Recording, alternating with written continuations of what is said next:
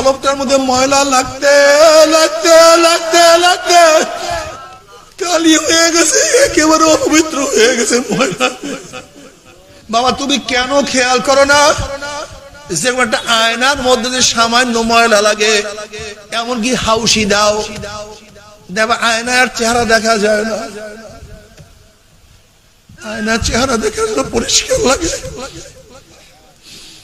যখন আয়নাকে পরিষ্কার করবো আবার দেখবা চেহারা আয়নায় দেখা যাবে। ঠিক আমাদের কলবটার মধ্যে ময়লা লাগতে লাগতে লাগতে লাগতে কালি হয়ে গেছে, একেবারে অপবিত্র হয়ে গেছে ময়লা। এই জন্য কোনটা না কোনটা গুণা, কোনটা ভালো কোনটা মন্দ ধরা পড়ে না, দেখি না। আমার যুবক বাবার, আমার মুরব্বী ও পর্দালা বাবা বোনেরা, কলবকে পরিষ্কার করো, কলবকে সাফ করো, আমলকে মজবুত করো, ঈমানকে মজবুত করো। আমার মাওলা দুনিয়াতে থাকার জন্য পাঠায় নাই। তুমি কি দেখো নাই দুনিয়া থাকার জায়গা না? কেউ থাকতে পারে না, আমরাও দুনিয়াতে থাকতে পারবো না। ও দাদা তুমি কি এখনো নামাজ পড়বে না? অথচ তোমার কাঁধের উপরে তোমার নাতির লাশ উঠিয়ে গেছে। ও বাবা তুমি কি এখনো মাওলার পথ ধরবে না? তুমি তোমার সন্তানের জানাজায় উপস্থিত হয়ে গেছো। ও বড় ভাই তুমি কি এখন আমার মাওলার পথ ধরবে না? অথচ তোমার ছোট ভাইয়ের কবর তুমি নিজেই খনন করা শুরু করিয়ে দিছো। ও বন্ধু তুমি কি এখনো মাওলার পথ ধরবে না? অথচ তুমি তোমার বন্ধুকে এই মাত্র বিদায় দিয়ে আসছো। আসার সিরিয়াল আছে, যাওয়ার কোনো সিরিয়াল নাই। আসার সিরিয়াল আছে প্রথম বড়, তারপরে মেজো, তারপরে সেজো, যাওয়ার কোনো সিরিয়াল নাই। হয়তো ছোট জন আগে মারা গেছে, বড় জন অনেক দিন বাঁচিয়ে আছে, পিছনের থেকে সবাই চলিয়ে গেছে। বাবারে ভাটা হওয়ার সময় আছে, জোয়ার হওয়ার সময় আছে, রাত হওয়ার সময় আছে, ফল পাকার সময় আছে। তোমার আমার মৃত্যুর কোনো সময় নাই। দেখবেন হাজারো বুড়া বুড়ি এখনো আছে, কোনো ঝামেলা নেই। কিন্তু বর্তমান জমানা পাশ্চাত্য অনুসরণ করতে গিয়া কোরআন বাদ দেওয়ার কারণে ঘরে ঘরে আগুন লাগছে, ঘরে ঘরে আগুন, সামনের আগুন লাগছে, যে আগুনের শেষ নেই। পরকীয়া কি জিনিস এক সময় দেশের মানুষ জানতোই না। পরকীয়া কি জিনিস আমরা জানতামই না, শুনতামও না কোনোদিন। পরকীয়া বার্তা 30 বছর আগে এদেশের কোনো মানুষই জানতো না পরকীয়াটা কি। এখন ঘরে ঘরে পরকীয়া, আস্থা নাই কার উপরে কাউ, সব ধ্বংস হয়ে যেতেছে। পরিবার পরিজন সবকিছু বিলুপ্ত হয়ে যাইতেছে। সেদিনকে দেখলাম আমেরিকায় একজনের কুত্তার নামে 3 কোটি টাকা উইল করে হয়ে গেছে, 3 কোটি টাকা। কারণ কি? তার টাকা পাওয়ার মতো কেউ নেই, কোন ছেলে মেয়ে তার খবর নিত না। ওই কুত্তাটা পাশে থাকতো, তার নামে 3 কোটি টাকা দিয়ে গেছে। দেখলাম সেদিন আমেরিকাতে এক মুসলমান ব্যক্তি হঠাৎ খবর পেয়েছে তার ব্যাংকে এত কোটি টাকা। ঘটনা কি কি হয়েছে? এই টাকা আসলো কোথার থেকে? এক বুড়িকে ওই মুসলমান ব্যক্তি আমাদের বাংলাদেশের, সে মাঝে মাঝে জিজ্ঞাসা করে আপনি কেমন আছেন, কি করেন, আপনার কোনো অসুবিধা আছে কিনা, শুধু ভালো মন্দ খবর নিত। ওই বুড়ির ভালো মন্দ খবর নেওয়ার মতো কেউ ছিল না, শুধু একজনের ভালো মন্দ খবর নিতে খুশি হয়ে তার যত সম্পত্তি আছে সেই ব্যক্তির নামে সব কিছু লিখে দিয়ে গেছে। স্বামী স্ত্রীর মহব্বত বলতে কিচ্ছু নাই, এমনকি বাবা মার মহব্বত বলতে পাশ্চাত্যের মধ্যে কিচ্ছু নেই। আপনারা আশ্চর্য হয়ে যাবেন, বাবা মা মারা গেলে সন্তানেরা যদি শোনে মাত্র 3 মিনিট গিয়ে এই নিরাপত্তা পালন করার পরে যার যার কাজে চলে যায়, কোনো মহব্বত নেই। পাশ্চাত্যদের মধ্যে বাবা মা মারা গেলে 2টা সিস্টেম আছে, একটা হলো পুরানো আর একটা হলো মাটি দেয়া। মাটি দিতে পয়সা অনেক বেশি লাগে, পোড়াইতে পয়সা কম লাগে। যাদের সাথে ইসলামের সম্পর্ক নেই, অধিকাংশ মেয়ে ছেলে বাপ মাকে পড়ায়া দেয়। যাই হোক, আমি যেটা বলতেছিলাম যে ইসলাম না মানার কারণে পারিবারিক যে সম্পর্ক ছিল সব বিচ্ছেদ হয়ে যেতে, সব ধ্বংস হয়ে যেতেছে। কিন্তু ইসলাম যেখানে যেখানে আছে সেখানেই মানুষ সুখ শান্তিতে বসবাস করতেছে। ইসলাম না মানলে এই দুনিয়ায় একদিন থাকবে না, এই দুনিয়ায় ধ্বংস হয়ে যাবে। নবী আলাইহিস সালাতু ওয়াস সালাম লা তাকুমুস সাআহ হাত্তা ইয়াকুলু ফিল আরদি আল্লাহ আল্লাহ। যতক্ষণ পর্যন্ত গোটা দুনিয়ার মধ্যে আল্লাহ আল্লাহ বলার মতো একজন থাকবে ততদিন পর্যন্ত কিয়ামত হবে না। যখন আল্লাহ আল্লাহ বলার মতো একজনও থাকবে না তখন কি হয়ে যাবে? কিয়ামত হয়ে যাবে। তাহলে আমাদের চলার ক্যাটালগ কি ভাই? জোরে বলেন। যদি এর বাইরে কেউ কিছু করতে যান সেখানে কি হবে? যেরকম ধরে নেন আজকে আমাদের দেশের মানুষ শান্তি পাওয়ার জন্য democracy, socialism, capitalism, communism, secularism, তারা কি ভাবে যে এইটা অনুযায়ী চললে মানুষ শান্তি পাবে। তাহলে 5ই আগস্ট আন্দোলন কেন করছিলেন? সেকুলার তো ছিল। এর আগে বিএনপি হটাবার জন্য আন্দোলন কেন করছিলেন? তখন তো ডেমোক্রেসি ছিল। এর আগে এরশাদ হটাবার জন্য কেন আন্দোলন করছিলেন? তখন তো ডেমোক্রেসি ছিল।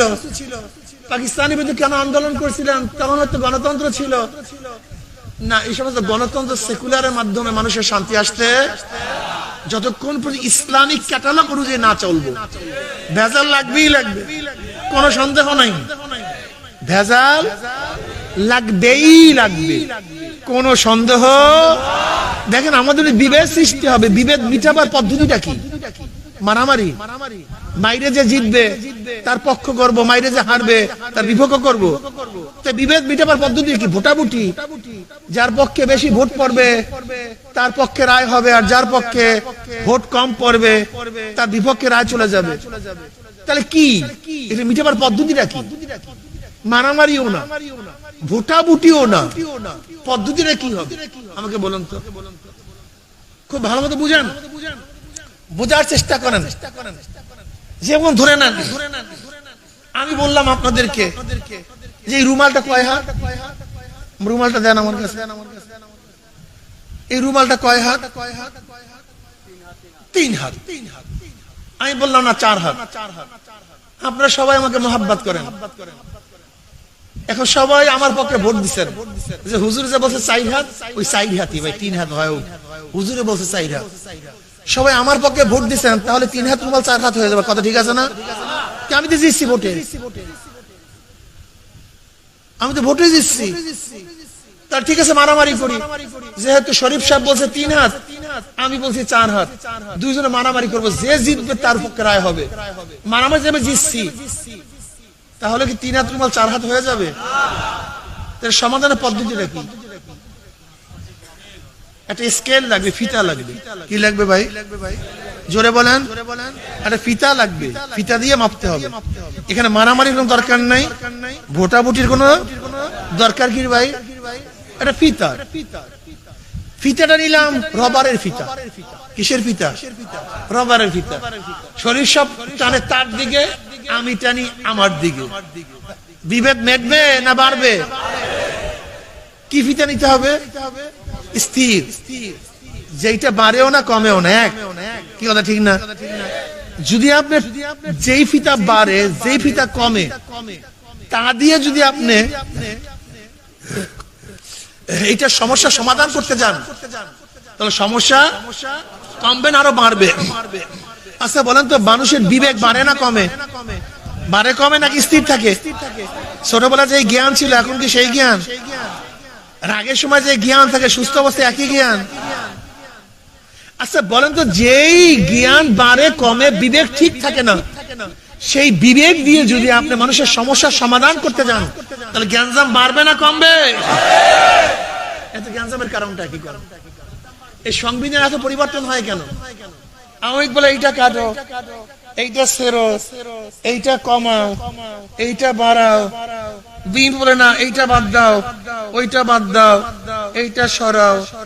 আবার এখন অন্তর্বর্তী সরকার আছে বলে এইটা বাদ দাও, সেইটা বাদ দাও, এইটা বাদ দাও। মানুষের বিবেক বাড়ে কমে। এই বাড়ে কমে বিবেক দিয়ে যদি মানুষের সমস্যা সমাধান দিতে যান, তাহলে সমস্যা দূর হবে না, সমস্যা বাড়তে থাকবে। এমন এক স্কেল নিতে হবে যেটা বাড়েও না কমেও না, সেই স্কেল হলো কোরআন ও হাদিস। জোরে বলেন। এই কোরআন ও হাদিসের স্কেল দিয়ে যদি মাপেন, যেটা বাড়েও না কলা রইবা ফি, কোনো ভুল নাই, কোনো ভুল নাই, সব ঠিক, সব। এইটা যে আমাদেরকে চালাবার চেষ্টা করেন, দেখবেন শান্তি আর শান্তি, কোনো ভেজাল নেই। আমার বন্ধু থেকে বল, বন্ধুরা তোমাদের কি বিবেক নেই, জ্ঞান নেই? তোমরা দেখো বাংলাদেশের লর মধ্যে কি কি করতেছে। এ বলে এইটা ভালো না, ও বলে এইটা ভালো না, সে বলে সেইটা ভালো না, সে বলে ওইটা ভালো না। আসলে কিছুই ভালো না, সব ভালো কোরআন ও হাদিস, সব ভালো ইসলাম। আমাদেরকে মাওলা কেন সৃষ্টি করছেন? ওমা খালাকতুল জিন্না ওয়াল ইনসা ইল্লা লিয়াবুদুন মা উরিদু মিনহুম মিন রিজকিন ওয়া মা উরিদু আইয়ুতঈমুন ইন্নাল্লাহু ওয়ার রাজ্জাকু যুল কুওয়াতিল মাতিন। কেন বানাইছেন? মাওলার ইবাদত করার জন্য। কার ইবাদত? জোরে বলেন। আমার মাওলার ইবাদত করার জন্য মাওলা আমাদেরকে বানাইছেন। এই বিল্ডিং বানাবার জন্য না, বড় ব্যবসায়ী হওয়ার জন্য না। হও, আপত্তি নাই, এটা উদ্দেশ্য না। এটা কি না? উদ্দেশ্য না। তুমি খুব ভালো মতো বোঝার চেষ্টা করো। উদ্দেশ্য সম্পর্কে বুঝতে, মাকসাদ সম্পর্কে বুঝতে হবে। খুব ভালো মতো বোঝার চেষ্টা করো। আমাদের প্রত্যেকের বাড়ি বাথরুম আছে কি নাই? অনেকের বেডরুমের চেয়েও বাথরুম অনেক বেশি সাজানো, বেডরুমের চেয়েও বাথরুমের পাথর অনেক বেশি দামি, নাই নাকি? না ভুল বললাম? হ্যাঁ, বাথরুম অনেক সুন্দর সাজানো, অনেক বেশি দামি পাথর। কিন্তু দুনিয়ার মধ্যে কোনো পাগল কি পাইছেন নাকি বেডরুম বাদ দিয়া কেউ কি বাথরুমে গিয়া ঘুমাইতে আছে? হ্যাঁ, কারণটা কি? খুব ভালো মতো বোঝার চেষ্টা করুন ভাই। বেডরুম যদি অনেক ভালো, কিন্তু বেডরুম ঘুমাবার জায়গা না, জরুরত সারার জায়গা। বাথরুম ঘুমাবার জায়গা না, জরুরত সারার জায়গা। যতক্ষণ জরুরতের প্রয়োজন ততক্ষণ সেখানে থাকি, জরুরত শেষ কোন পাগলও সেখানে অপেক্ষা করে না, সবাই সেখান থেকে জলদি বের হয়ে যায়। যেরকম বাথরুম অনেক সুন্দর কিন্তু থাকার জায়গা না, জরুরত সারার জায়গা, যতটুকু জরুরত ততক্ষণ সেখানে থাকি, জরুরত শেষ বাথরুম থেকে বের হয়ে যায়। ঠিক দুনিয়াও থাকার জায়গা না, জরুরতের সারার জায়গা। দুনিয়াও জরুরত সারার জায়গা। এখানে জরুরত সারার জন্য আসছি। সেইটা জরুরতটা কি? আমাকে মাওলার পাওয়ার জরুরত দুনিয়ার মধ্যে। আর দুনিয়া মাজরাতুল আখিরাহ, দুনিয়া হলো আখিরাত কামাইয়ের জায়গা। যেরকম বাথরুম হলো হাজর সারার জায়গা, যেতে হবে তোমাকে, থাকার জন্য নয়। ওখানে জরুরত সারার জন্য যেতে হবে, থাকার জন্য নয়। ঠিক দুনিয়াতেও আসছি জরুরত সারার জন্য, থাকার জন্য নয়। আমাদের আসল বাড়ি কোথায়? আমাদের বাবা আদমের বাড়ি হলো জান্নাতে, আমরা তার উত্তরসূরি। আমাদের বাড়িও জান্নাতে, কিন্তু বাবা আদম একটা ভুল করার কারণে, একটু শাস্তি ভোগ করার জন্য আমার মাওলা তাকে দুনিয়াতে পাঠায় দিছে। আবার এখানে সবকিছু শেষ, ঘরের বন্দা ঘরে চলিয়া যাবা, নাকি ভুল বললাম? আমাদের মূল মালিকানা জান্নাতে। কাগজপত্রের মধ্যে দুটো ভেজাল আছে, এই ভেজাল সারার জন্য আমরা কাজ করতে আসি। নামাজ পড়ো, ভেজাল সারো, রোজা রাখো, জান্নাতের ভেজাল সারো। কাগজপত্রে কি আছে? একটু ত্রুটি আছে, এই ত্রুটি ঠিক করো কি দিয়া? ইবাদত করো, নামাজ পড়ো, রোজা রাখো, হজ করো, যাকাত দাও, কাগজকে ফ্রেশ করো। যখন এসে ঠিক, সিএস ঠিক, আরএস ঠিক, খাজনাবাদী সব দেওয়া ঠিক, তোমার জমি নেওয়ার ক্ষমতা কেউ রাখে না। যখন তোমার নামাজ ঠিক, রোজা ঠিক, সব কিছু ঠিক, তোমার কাগজপত্র ওকে। এখন আমার মাওলায় কি বলে? ইন্নাল্লাযীনা আমানু ওয়া আমিলুস সালিহাতি কানাত লাহুম জান্নাতুল ফিরদাউসি নুজুলা। নিশ্চয়ই যারা ঈমান আনার পরে নেক আমল করবে আমার মাওলা তাদেরকে জান্নাতুল ফিরদাউস দিয়া দিবে। কাগজে ত্রুটি রাখিও না, খবরদার। খাজনা ঠিক মতো দিও, রেকর্ড ঠিক মতো করাইও, ভালো মতো জমিন দখলে রাখিও, খবরদার। কাগজপত্র মধ্যে ভেজাল থাকলে জমি পাওয়া যাবে না। আসসালাতু মিফতাহুল জান্নাহ, নামাজ জান্নাতের চাবিকাঠি। নামাজ পড়বা না, তালাবদ্ধ হয়ে যাবে, ঢুকতে পারবা না। দেখো, খুব ভালো মতো বোঝার চেষ্টা করো। জান্নাত একটা পবিত্র জায়গা, একের পর পবিত্র। তুমি কি জানো নবী আদমকে আল্লাহ পাক কেন দুনিয়াতে পাঠাইছে? জানো? আদম আলাইহিস সালাতু ওয়াস যখন গন্ধম খাইলেন, হঠাৎ পায়খানা প্রস্রাবের ব্যাগ আসছে, এখন দৌড়াদৌড়ি করতে আছে। আল্লাহ পাক ফেরেশতাকে বললেন, ফেরেশতারা আদমকে প্রশ্ন কর, মল মূত্র কোন জায়গায় ত্যাগ করবে? জান্নাতের নহরের মধ্যে পারবে না, পবিত্র। গাছের নিচে পারবে না, পবিত্র। জান্নাতের বিল্ডিং এর মধ্যে পারবে না, পবিত্র। জান্নাতের সব জায়গা পবিত্র, মলমূত্র অপবিত্র। গন্ধম খাওয়ার আগ পর্যন্ত তার পায়খানা প্রস্রাবের ব্যাগ ছিল না, যখনই খাইছে তখনই ব্যাগ শুরু হয়ে গেছে। এবার আল্লাহ পাক বলে, আদমকে দুনিয়াতে পাঠাইয়া দে। দুনিয়া হলো মল মূত্র ত্যাগের জায়গা, থাকার জায়গা না। কথাটা বুঝাতে পারি? এটা থাকার জায়গা না। জান্নাত পবিত্র না অপবিত্র? অপবিত্র মানুষ জান্নাতে ঢুকতে পারবে না। এর জন্য কলবকে স্বচ্ছ রাখতে হবে। ইল্লা মান আতাল্লাহ বিকলবিন সালিম ইয়াওমা লা ইয়ানফাউ মালুন ওয়ালা বানুনা ইল্লা মান আতাল্লাহ বিকলবিন সালিম। কিয়ামতের ময়দানে মাল কোনো ফায়দা দিবে না, অর্থ কোনো ফায়দা দিবে না, জমিন কোনো উপকার করবে না, বিল্ডিং এর কোনো ফায়দা নাই, মেম্বারি চেয়ারম্যান এমপি মিনিস্টারগিরির কোনো লাভ নাই, পীরগিরির কোনো ফায়দা নাই। ইয়াওমা লা ইয়ানফাউ মালুন ওয়ালা বানুনা ইল্লা মান আতাল্লাহ বিকলবিন সালিম। শস্য পরিষ্কার, যেই কলবের মধ্যে কোনো দাগ নাই, কোনো ময়লা নাই, কোনো কালি নাই, গুনার কোনো ময়লা নাই, গুনার কোনো ছাপ নাই। বাবা, তুমি কেন খেয়াল করো না যে একটা আয়নার মধ্যে যে সামান্য ময়লা লাগে, এমনকি হাউসি দাও, দেখো আয়নার চেহারা দেখা যায় না, আয়নার চেহারা দেখে পরিষ্কার লাগে। যখন আয়নাকে পরিষ্কার করবো আবার দেখবা চেহারা আয়নায় দেখা যাবে। ঠিক আমাদের কলবটার মধ্যে ময়লা লাগতে লাগতে লাগতে লাগতে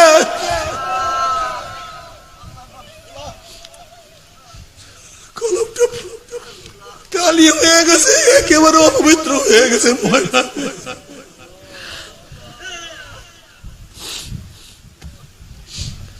এই জন্য কোনটা না কোনটা গুণা, কোনটা ভালো কোনটা মন্দ ধরা পড়ে না, দেখি না।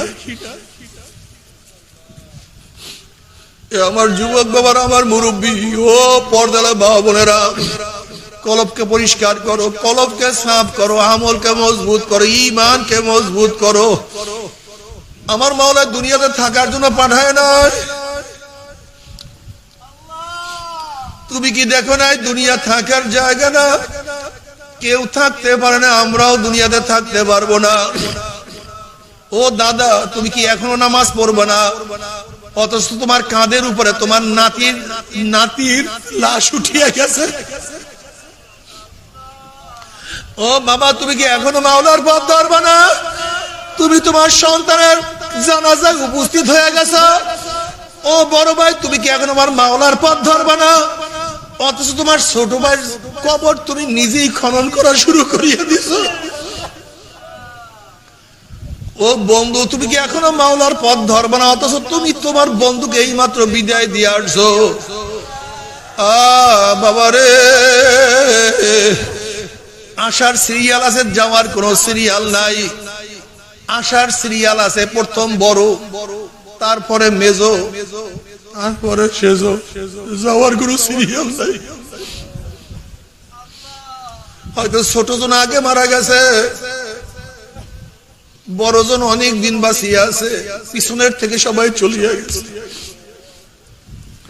বাবারে ভাটা হওয়ার সময় আছে, জোয়ার হওয়ার সময় আছে, রাত হওয়ার সময় আছে, ফল পাকার সময় আছে, তোমার আমার মৃত্যুর কোনো সময় নাই। ও আমার জ্ঞানী বাবারা কেন খেয়াল করে না? দুনিয়ার ব্যবসায় একবার লস খেলে বারবার ব্যবসা করিয়া লাভ করার আশা করা যায়। আজকে দুনিয়ার পরীক্ষায় একবার ফেল করলে বারবার পরীক্ষা দিয়া পাশ করার আশা করা যায়। আজকে দুনিয়ার মামলায় ম্যাজিস্ট্রেট করে হারলে জজ করে আপিল করিয়া, জজ করে হারলে হাই করে আপিল করিয়া, হাই করে হারলে সুপ্রিম করে আপিল করিয়া জেতার আশা করা যায়। কিন্তু খোদা না খাস্তা, খোদা না খাস্তা, মওতের মামলা, কবরের মামলা, কিয়ামতের মামলা, ওই মিজান পুসরাতের মামলা যদি একবার পড়িয়া যায় আর তো দ্বিতীয়বার আপিল করা যাবে না। আল্লাহ, ও যুবক বাবারা, ও মুরব্বী বাবারা, পর্দায় মা বোনেরা, যদি ইবাদত এতই সহজ হইতো তাহলে নবী রাসূলগণ এত কেন চিল্লা পাল্লা করছেন, এত কষ্ট কেন করছেন, এত দাওয়াত কেন দিয়েছেন? বাবার যে ইবাদত এতই সহজ হইতো তাহলে তোমাদেরকে এত কেন বুঝাইতে হবে? তুমি কি দেখো না দুনিয়ার কোনো কিছু বুঝাবার কোনো প্রয়োজন হয় না। প্রত্যেকে নিজের গরজে দুনিয়ার কাজ করে। রিক্সাওয়ালা নিজের কাজে, নিজের উদ্দেশ্যে, নিজের গরজেই সে রিক্সা চালায়। ঠেলাওয়ালা নিজের গরজেই ঠেলা গাড়ি ঠেলায়। ব্যবসায়ী নিজের গরজেই ব্যবসা করে। একজন কৃষক নিজের গরজেই কৃষি করে। অথচ দুনিয়া খাইলেও মারা যাবো, না খাইলেও মারা যাবো। যে ঔষধ বানাইছে সেও মারা গেছে, যেই ডাক্তার ঔষধ লিখছে সেও মারা গেছে, যেই দোকানদার ঔষধ বিক্রি করছে সেও দুনিয়া থেকে বিদায় হয়ে গেছে, যে সেবন করছে সেও নাই। আর যেই জজ সাহেব ফাঁসির রায় লিখছে সেও নাই, যেই জল্লাদ ফাঁসি কার্যকারী করছে সেও নাই, যাকে কার্যকারী করছে সেও নাই। দুনিয়ার থেকে একদিন বিদায় হইতেই হবে। সে আখিরাতের জন্য কোনো চেষ্টা নাই, কোনো সাধনা নাই, কোনো কষ্ট নাই। তোমার সে আমার সে বড় জালেম আর কেউ নাই। আল্লাহ, বাবা যদি মাওলাকে রাজি খুশি করিয়া মাওলার কবরে যাইতে পারো, কবরটা জান্নাতের বাগিচা হইয়া যাবে। মাওলাকে রাজি খুশি করিয়া কিয়ামতের ময়দানে উঠতে বলে আরো সে নিচে জায়গা পাইয়া যাবা। মাওলাকে রাজি খুশি করিয়া কিয়ামতের ময়দানে উঠতে বলে আমার নবীর নিজের হাতে হাউজে কাউসার পানি পান করতে পারবা। যদি মাওলাকে রাজি খুশি করিয়া কিয়ামতের ময়দানে উঠতেই পারো, পুলসিরাত পানি দিয়ে আমার মাওলার জান্নাতে চলিয়া যাবে। আল্লাহ কবুল করিয়া নাও। আর মাওলাকে রাজি খুশি না করিয়া কবরে গেলে কবরের দুই পাশের মাটি এত জোরে চাপ মারবে, সাপের সরে এক পাথরের হাড্ডি আর এক পাথর লাগাইয়া বলে আল্লাহ,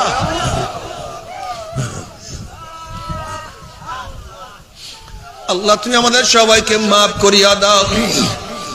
মাওলাকে রাজি খুশি করিয়া না উঠলে কিয়ামতের ময়দানে সূর্যের গরমে মাথা টালুটা ফাটিয়া যাবে। মাওলাকে রাজি খুশি করিয়া না করিয়া যে কিয়ামতের ময়দানে উঠো, পানির পিপাসায় কলিজা শুকিয়ে যাবে, পানির পিপাসায় জিহ্বা বের হয়ে যাবে।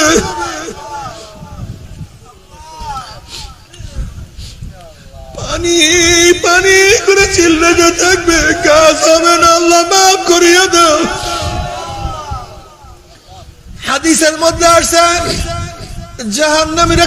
জাহান্নামের মধ্যে বসিয়া ফেরেশতা রিদওয়ানকে ডাকবে, ফেরেশতা মালিককে ডাকবে, ও ভাই মালিক, ও ভাই মালিক, ও ভাই মালিক। কলিজা শুকায় গেছে, জিহ্বা শুকায় গেছে, একটু পানি, ও ভাই মালিক। এরকম 1000 বছর পর্যন্ত ফেরেশতা মালিককে ডাকতে থাকবে, কিন্তু ফেরেশতা মালিক 1000 বছরের মধ্যে জবাব দিবে না। এরপরে 1000 বছর পরে জবাব দিবে, এ নাফরমান কেন ডাকছো? পানির বিপসায় কলিজা শুকিয়ে গেছে, আর সহ্য করতে পারি না, একটু পানি। ফেরেশতা মালিক বলবে, নাফরমান কপাল পরা দুনিয়ার মধ্যে আমার মাওলাকে একবার আল্লাহ বলিয়া ডাক মারলে আমার মাওলা 10 বার সারা দিয়া দিত। দুনিয়াতে বসে আমার মাওলাকে ডাকার সময় পাও নাই, আমার মাওলাকে ডাকো না। এখন এই জাহান্নামের মধ্যে লক্ষ লক্ষ বছর পর্যন্ত ডাকবি আমার মাওলায়, আমি আর কোনোদিন তোকে ডাকে সারা দিব না। এরপর জাহান্নামীরা গাধার মতো চিল্লাইতে থাকবে, লাভ হবে না।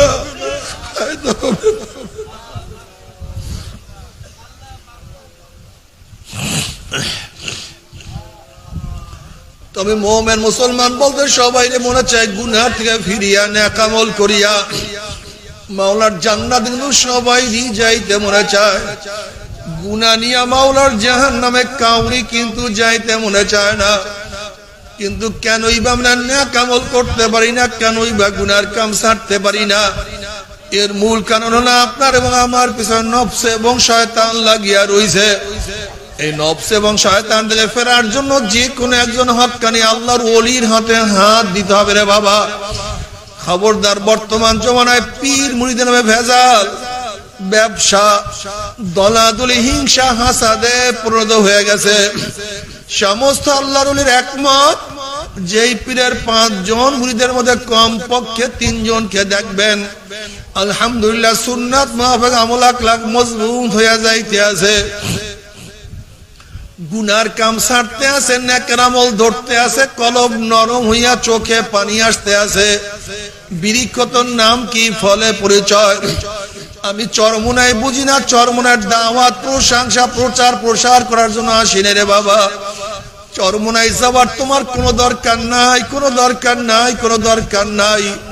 তুমি যার কাছে গিয়া পারো গুনার কাম ছাড়ো, নেকের আমল ধরো, কলব নরম করিয়া চোখে পানি নিয়া মাওলার কবরে যাইও।